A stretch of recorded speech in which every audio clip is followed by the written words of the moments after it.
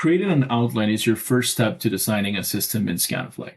Outlines are used to trace a roof or ground surface to get different pieces of information. Here's how to do it. First, we're going to orient the 3D model to a view where we can clearly see the whole segment that we're trying to trace. Then we're going to click Add Segment here on the left, and then we're going to start at the ridge by clicking one end and then tracing along that ridge. Then we're going to continue to follow the roof line. And as you can see, as I'm following the roof line and I'm just tracing my outline, you're going to see different symbols in yellow. This will show if your corners are 90 degrees or not. And this will also show if your lines are parallel or perpendicular to each other. Once we've closed our outline, you're going to see full roof dimensions.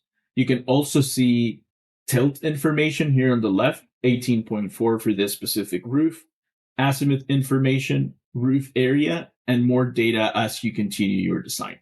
You can always make adjustments to your outlines by dragging these little orange circles if you need to get closer to the edges.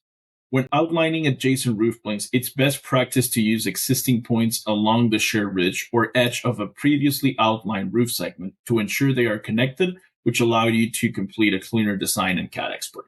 So in this case, we're just going to trace this other roof plane, and we're going to start same at the ridge, but we're connecting the dots there pretty much. And then we're going to follow the roof line as well. And then we're going to close our outline. You can always change the shape of your outlines as well. So in this case, let's accommodate this door right here.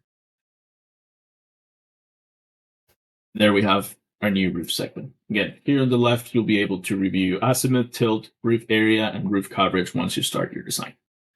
You can now proceed to add keepouts, fire setbacks, modules, and conduct a shading and production analysis.